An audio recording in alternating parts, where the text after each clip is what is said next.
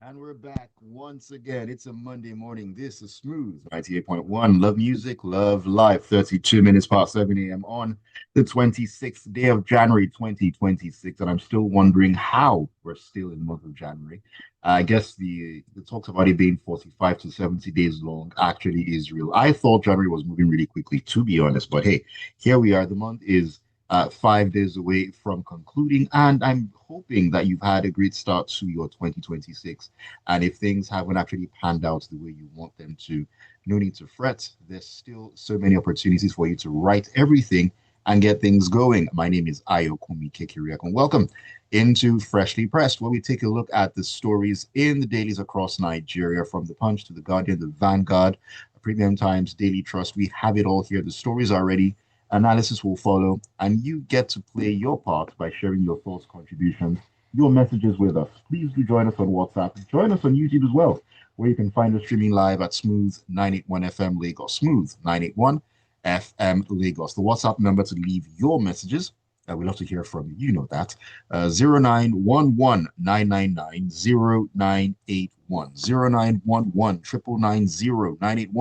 That is the WhatsApp number. So come one, come all. All right, joining me for analysis this morning, two very, very awesome gentlemen joining me, one in the studio and on Zoom as well. Mr. C and AB Bozimo are with me this morning. AB, very good morning to you. Great to see you. Good morning, Ayo.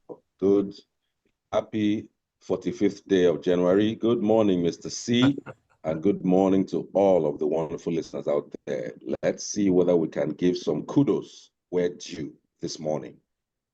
All right, Mr. C, welcome in. Good morning, Aya. Good morning, AB. Good morning, Lagos. Good morning, Red Devils. Yes, indeed. And for those on YouTube, you can see flying the colors. I can't wait for 8:15 this morning. Some people are going to hear it in my hand. That's all I can say. Anyways, let's begin talking about what's going on in the news this morning. We'll begin with President Tinubu, who is on a trip. Another one, yes. To find out more, we'll step into The Guardian. Mr. C, President Bola Tinubu will today depart Abuja for a state visit to the Republic of Turkey, aimed at strengthening bilateral relations and expanding cooperation across key sectors. Now, according to a statement by the President's Special Advisor on Information and Strategy, Bayo Onanuga, the visit underscores Nigeria's commitment to deepening its long-standing cordial relationship with Turkey while exploring new areas of strategic collaboration. Now, the engagement will focus on enhancing cooperation in security, education, social development, and so on and so forth. It's very interesting to look at members of the president's delegation who will be on this trip. We have the Minister of Foreign Affairs, we have the Attorney General of the Federation, we have the Minister of Defense, and so on and so forth. And looking at some of the names on this list, is very security heavy. So is it safe to say that this particular trip will focus a lot on security issues, which we are grappling with? Thank you, Ayo. So there's reason to believe that. So what was stated by the domestic aide to the president was that the engagement on the trip will focus on enhancing security, education, social development, innovation, aviation, trade, and investment, amongst other priority areas. Now, if you're going to enhance cooperation in trade and investment, shouldn't the actual Minister for Trade and Investment be on the trip? If you're going to enhance cooperation in education, shouldn't the Minister for Education be on the trip, or anyone connected to education? If you're going to enhance cooperation in aviation, shouldn't the Minister for Aviation be on the trip? So what we see is they try to disguise a security trip and add other things. So look at the people. So for me, it's a security and diplomatic trip. They're there to discuss security and diplomacy. Because outside the Minister for Women Affairs and then the Minister for Creative Economy, every other person has to do with security or diplomacy. The National Security Advisor is on the trip. The Chief of the National Intelligence Agency is on the trip. So it only makes sense that this is what they're going to discuss. Now, why they find it difficult to be open and transparent with Nigerians is what I will never understand. We don't need the details. But you can't take 5, 6, 7 security guys and tell us you're going to talk about trade. Because it's simply not adding up. Now, at the end of this trip, we should see, according to them, improved cooperation along security lines. So maybe they've gone there to ask for cooperation with regards to intelligence, with regards to arms. We don't know the full details yet. Now, it's also instructive to note that, yet again, they're unable to say when he's coming back. What we get is, oh, he will return to Nigeria at the end of the trip. No, was he planning to relocate? In serious countries, there are firm dates.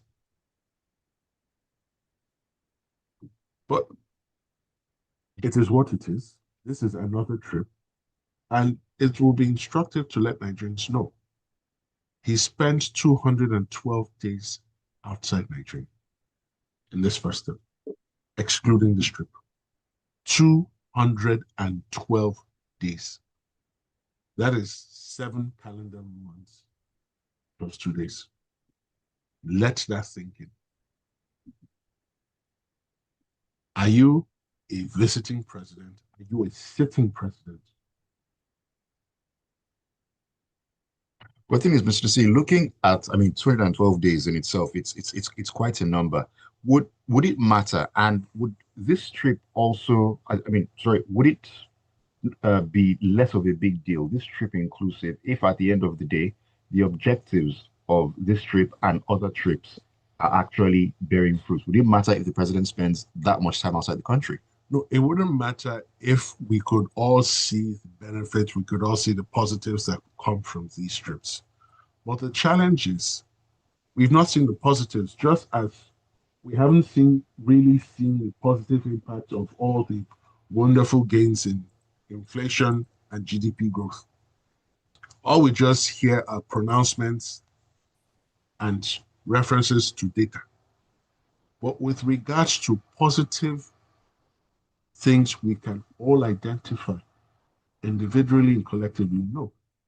Now, I'm even concerned, now that we even talk about it, they're supposed to be talking with America with regards to security. There was a joint American-Nigerian meeting that held on Saturday. And the NSA was saying at that meeting that any attack on any religion is an attack on Nigeria, and Nigeria takes it seriously. Now, Turkey and America are not exactly allies. So this pivot to Turkey, yes, we like to pretend here that we're multilateral, that we can talk to as many people as we like. But the truth of the matter is, when push comes to shove, how many of these countries that we're talking to can really stand up and help us when push comes to shove? So let's see what comes out of this meeting. Let's hope this meeting doesn't go the way of other meetings he's gone for, other trips he's gone for, that we're still looking for the positives. And let's hope that we will see an uptick in the operations of the military, the armed forces, with a view to reducing to the barest minimum the activities of these non-state terrorist actors. All right, thank you for sharing those thoughts there, Mr. C. At the end of the day, all Nigerians are actually after looking for the fruits of all these labors. That is the trips the president is making outside of the country. We watch and we wait with bated breath, really and truly. This is Sunday from Sriliri, who says, on the president's trip, I think the goal is to confuse his enemies. I believe that our leaders always feel threatened by any and everything, so they prefer to keep everyone guessing, as this is what they are great at. No iota of transparency in this administration. Even for us citizens to know when our president will be back is a problem. And he says, Daddy, will you? Some much needed humor this morning. All right, let's keep things moving here. AB, I shall bring this to your table right now and talk about SERAP, the Socioeconomic Rights and Accountability Project. This story is in Premium Times. Now, SERAP has filed a lawsuit against the Minister of Power, Adebayo Adilabu, and Nigerian Bulk Electricity Trading PLC, NBET, Abuja over the failure to account for the missing or diverted 128 billion naira of public funds from the Ministry of Power and NBET. Now, the grave allegations are documented in the latest annual report published by the Auditor General on the 9th of September 2025. And corruption contributes significantly to the frequent grid collapses, as Nigerians last week witnessed the first grid collapse of 2026, plunging the country into darkness. AB 128 billion naira of public funds. Not the first time we'll be hearing of big amounts of money. Now, the question is, the age-old question is, will we get answers to our questions? I want to first of all start by giving Serap the praise that they deserve. You see, I had the privilege of creating lots of different size reports. I've created 12-page reports, 50-page reports, 1,000-page reports, and it's very possible to hide information anywhere in a report. So when Serap comes up with these kind of details, you know they have gone over things with a fine-tooth comb. I also want to give kudos to the Office of the Auditor General that identified these things that Serap is collating into this kind of document. Mr. C knows that when we're in school, I remember anytime you enter the law students class, you run away because their notebooks are so thick. So there is a lot of wordiness in these things. Before Sarah pulls it out, then summarizes it like this, you know that a lot of work has been done. First, kudos to Sarah. Next, I want to establish that this is an inquiry. Sarah has not accused anybody at this point of wrongdoing. What they are saying is that there are certain sums that need to be accounted for. And that is when we start the actual meat of the story. 128 billion. I'll give you guys an example. If I have 1,000 naira and I call a kid from my compound and I say, hey, go and buy me X, and the money for X is about 800 naira, and the child comes back and they give me the item properly bought, and they don't prefer the balance of 200 naira, I will say that is a poorly brought up child with zero home training, a budding thief, because that child is not being taught in the house how to be accountable. What this story summarily tells us is that we have a whole lot of poorly brought up ministers, office workers, and so on, who simply are unprepared, unwilling, or unable to account for money. And it has led almost directly to what we already experienced last week, which was the first, I suspect, sadly, of many grid collapses expected this year. At one point, there was zero power on Nigeria's grid across 240 million people. And the depth of that goes into why we cannot industrialize properly, why we have problems with logistics, why we have problems. You go to any of these offices, they say we are unable to capture. Why? There's no power in many cases, not talk of network. Networks operate on power. So you understand there are so many things. Sarap is saying, look, Adelabu, the minister in charge, and the NBET should come and account. And if you hear the kinds of things that they're talking about, it is startling. You have people saying they gave 4 billion was transferred to so and so with no evidence of how the funds were expended. 95 billion was paid to, quote unquote, some contractors for various projects. No document, no evidence of payment, no record of the projects that were, whether they exist. 33 million for foreign travels without approvals, ESTA code, tickets, visa fees.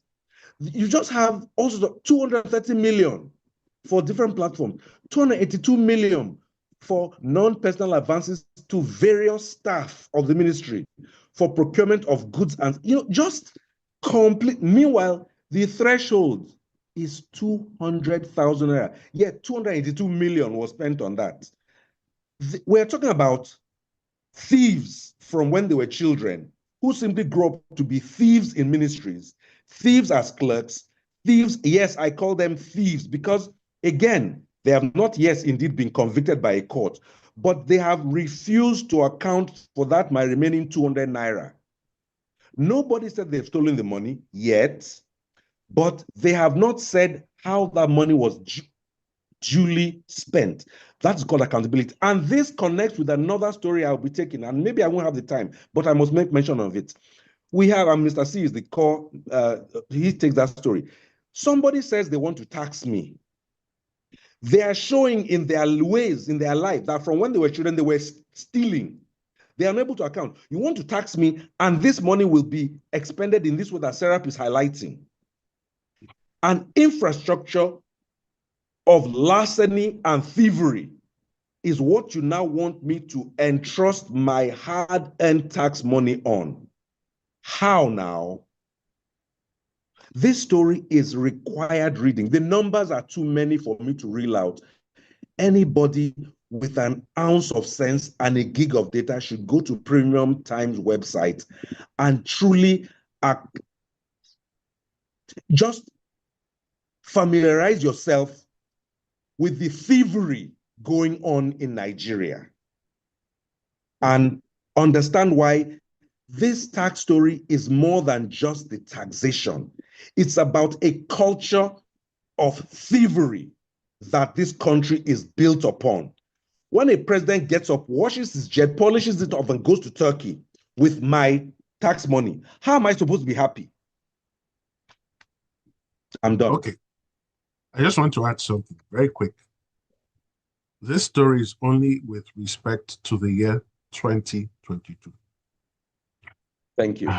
And this is the year 2026. So 2023, 24, 25, it will be very interesting to find out what happened.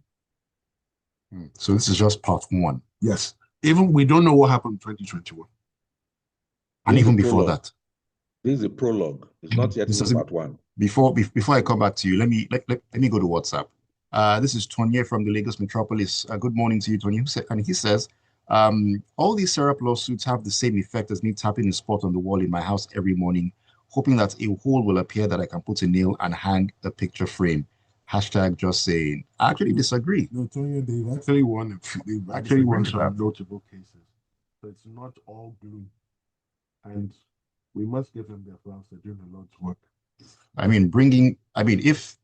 I'm pretty sure that if they did not highlight this, we just, keep on going about our daily affairs, not knowing that this level of magic has been happening. Grand larceny.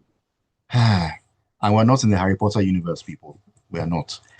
All right, this is Steve Ofere in Ijaniki, who says President Tinubu, on getting into office, promised to continue where President Buhari stopped, and it's obvious he's not only keeping the promise in terms of travels, but he will surely win the Guinness World Record as the most globe-trotting president. Well done, sir. This is how leaders who turn their country around did it. Nigerians, sorry you. Well, all right, Mr. C, let's get back into the stories here, and we're going to be talking, we're going to be talking some politics here. Vanguard is the paper of choice for this one, and the Minister of Culture, Tourism, and the Creative Economy, Hannatu Musawa, has advised the APC, the All Progressives Congress, to tread carefully over any plan to alter President Tinubu's presidential ticket ahead of the 2027 general election, saying such a move could cost the party critical support in the North.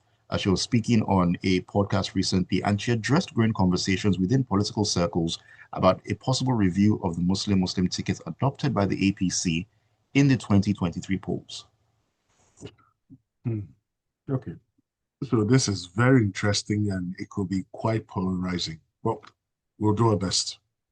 So remember in 2023, the APC fielded two candidates, the current president and the vice president. Right. Now, on paper, at least, they both identify as Muslims. But if we take the comments from Ms.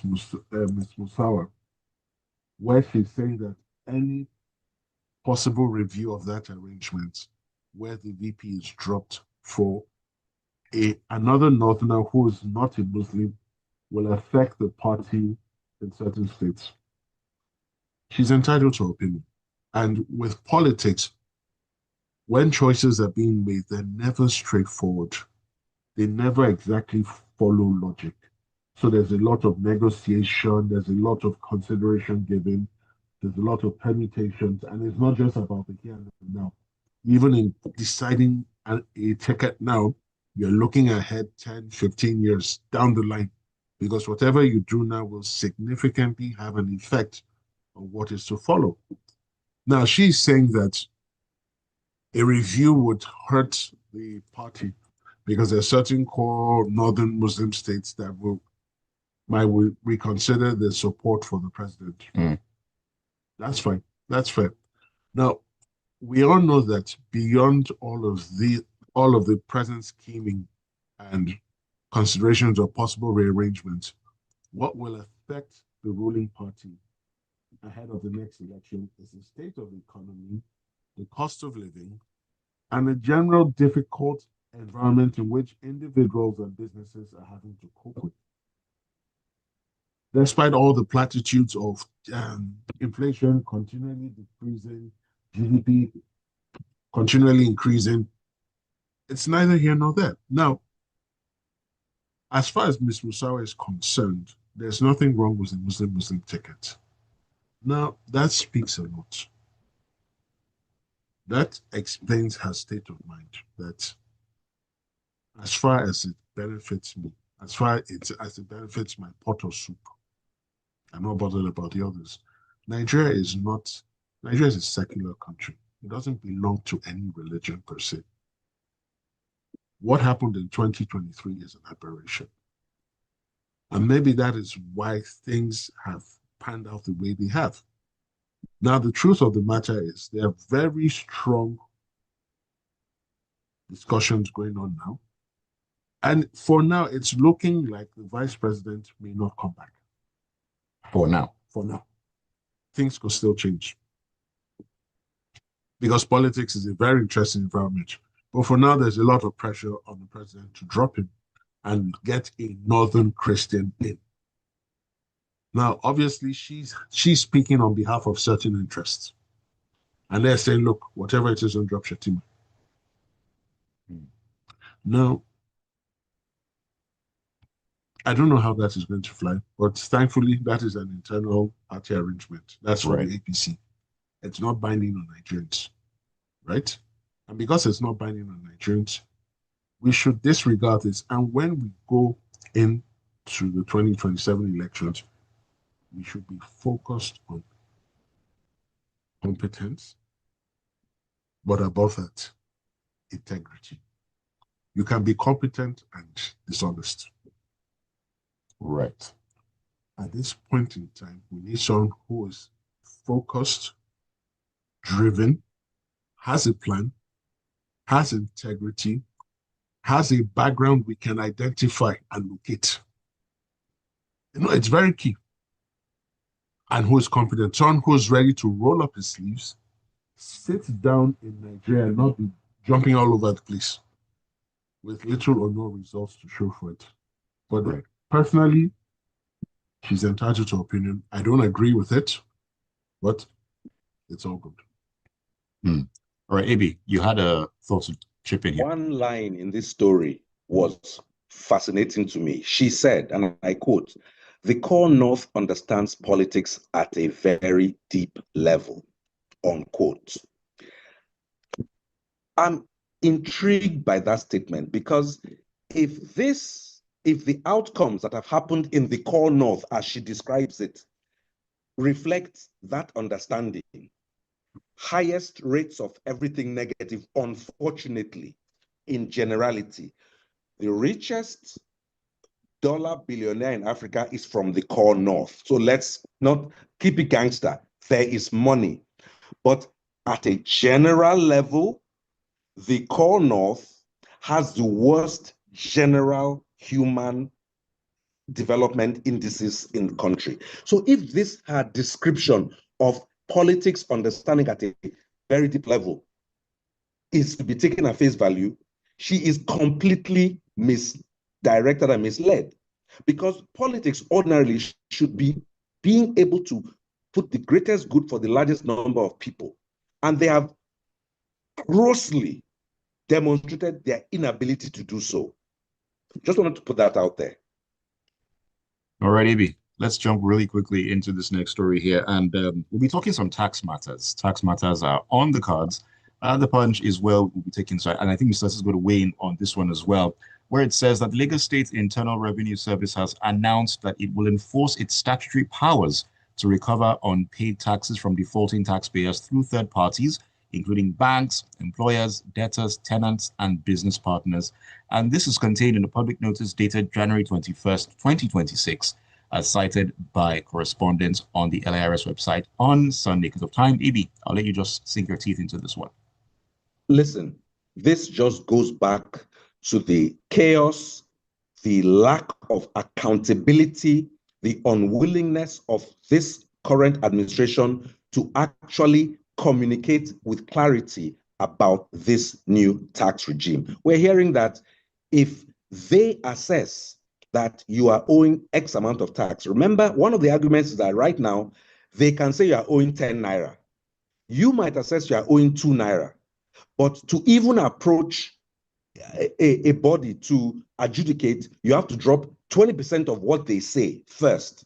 And they're saying whether or whether, to use street language, they can just take that money that they feel they are owing from assorted sources, your bank account, somebody who is even owing you money. And remember, your tax ID is your BVN or whatever. So is it your BVN or your national NIN or something? So they have access to that information. Listen, I think right now, and there's a story that Mr. C has, I don't know where I have 2 seconds about it, but the whole mystery about the tax system is making it an unacceptable regime. And I use the word regime for a deliberate reason. It does not sound like a democracy where discussions are going on. It sounds like an imposition of maximum ruler akin to the military era. Okay, so very quickly, I have concerns about this entire arrangement because if I understand what the LRS chairman has said, they will issue a directive to a third party to hand over money with you. No, sir, that's not how it works. You have to go to court. You have to get a court order. That is the proper way to do things. And even more importantly, is this provision in the True Act? Because there were a lot of shenanigans with the passage of that thing. We remember the reports of the Minority Caucus and the reps saying that there were alterations.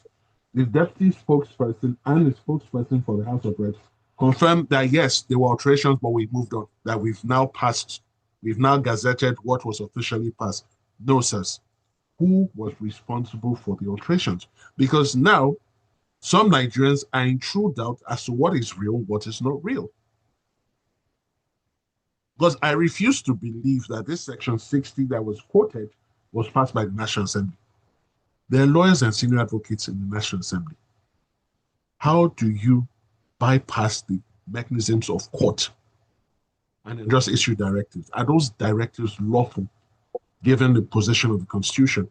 And then more importantly, because we refuse to deal with the tax issue and the people responsible for that nonsense, if played out again, a man was appointed, named as ambassador to Turkey. Well, guess what, ladies and gentlemen? He wasn't even before the Senate for screening. He was never screened. He was never approved, but he was appointed an ambassador. How does that happen? Welcome to the land of absurdity. Nigeria will yield thee. All right, let me take your messages. And I'm going to start with this one from, this is from Michael Ayokunmi, who says, 2022, all that money. I disagree with Tony. You and I need to know so we can be guided and make better choices regarding elected and electing leadership. Please help us find good news so we don't spend the whole day contemplating why we're still in this country. Hey, Michael, at the end of the day, if I have ingredients to make okra soup, I cannot magically make a fall. I just make do with what I have in front of me. So do bear with us. It is what is in the papers that we're talking about this morning. This is Tayo Inaja, who says there's no need to suspect grid collapse. Just get ready for more. Is the Minister of Power still nursing an ambition to be Oyo State governor like this? Why not if not? He's not qualified. Tayo. There should be no problem with the Christian ticket by her logic. She understands politics but not governance. Tax law was altered. Now, Taiwo Edele said to avoid complication that banks won't reach into our bank account. Somebody lied to us. As for me, I'm off with my president to Turkey. Don't ask me where and how. All right. Tayo, safe trip to that case. This is from Benito in Lagos, who says, "Good morning, Ayo and crew. President Tinubu is avoiding pickup from Trump, hence his covered traveling and heavy protocol security." Maduro. Tony from Marine Beach says, "In Tina Climb, such stories coming from Syrup will put the entire nation on red alert. But here it's a normal phenomenon and doesn't matter, especially to a government where the president only pays visits to his own country and remains unquestionable by the other arms of government." Permit me to say also that protesting the ban on sachet alcohol, citing loss of jobs and money, and not considering the lives of young ones that have been battered and scattered, and medical cases associated with it, as well as lives lost through needles, accidents on our roads, and so on. Nigeria, an episode indeed. Joseph Menier, good morning to you. He's in Silver Estate in Ejigbo, and he says, "So in spite of the excess revenue from federal government allocation, the Lagos State government now wants to use draconian means to collect taxes. May God help Nigerians." Ajayi Oloniloa, good morning to you, sir. He says, "It's sickening to see the president embark on another foreign trip just a week after returning from the last one, while so many Nigerians are languishing in a terrorist den, including the recently abducted 177 church worshippers in Kaduna State. But this is not how presidents of other countries junkets all over the world. It's so clear now that this president does not care as to what happens to the citizens." All right. Emeka Nikeja says, "Why is it that our president keeps visiting other countries, but how often do other presidents visit Nigeria? How many days has he stayed in Nigeria since 2026? And why celebrating his adventures when 170 people are abducted by terrorists and bandits?" Tony Nikeja says, "Good morning to you, Ayo, Mr. C, and AB. A doctrine of reciprocity is necessary in international diplomacy. Weak nations are afraid to talk about it, whereas strong nations are known for it. The Turkish leader visited Nigeria only for a day, while his Nigerian counterpart is reciprocating by visiting Turkey for a week. To do what? Nigerian leaders are indeed clueless and wasteful." I'm trying to see if I can get through all the messages. Shiodiasis says, "Good morning, gentlemen. Stay tuned for the good news at 8:15 a.m. Shio, I see you. Yeah, real G. 8:15, we shall ride like Pella on that horse." Stan says, "No wonder Prophet wants to collect his share from the minister." Barista Danukuda says, "Good morning, crew. This tax law should be revisited. The controversy surrounding it is too much. Well, will that be revisited? I don't know." Nicholas Amadi says, "Good morning, Smooth Team.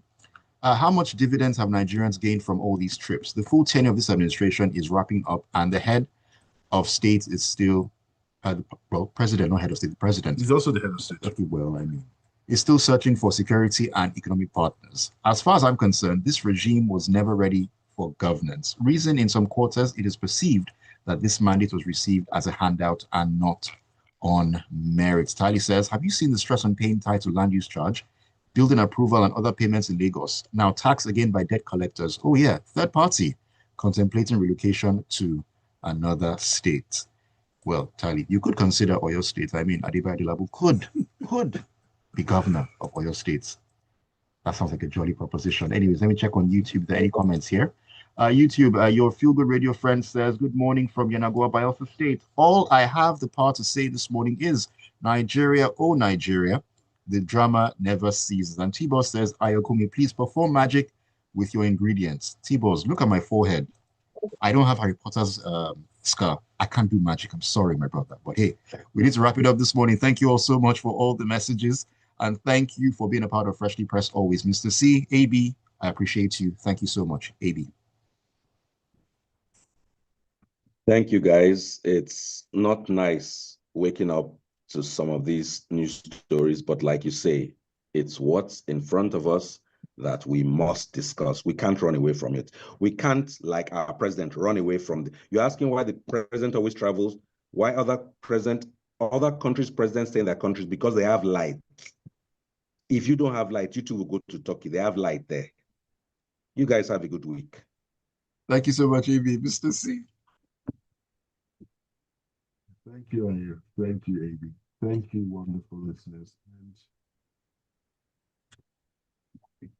let's just focus on what we have to do. Let's avoid the shenanigans, and let's roll up our sleeves, put in the work, and we'll definitely get the results. Yes, indeed. Amen to that. Let's focus on what we need to do. And one thing that we need to do, especially the Arsenal fans, to get your one-way ticket to the locker room, which comes about 8:15. Some conversations definitely need to be had. My name is Ayokunmi. Keep it tuned. Ayo, This use is your Smooth magic to change 98.1. the locker room. Ayo, use your magic to change the locker room. Oh, on that one, I'm changing nothing. We ride at 8:15. Stay with us.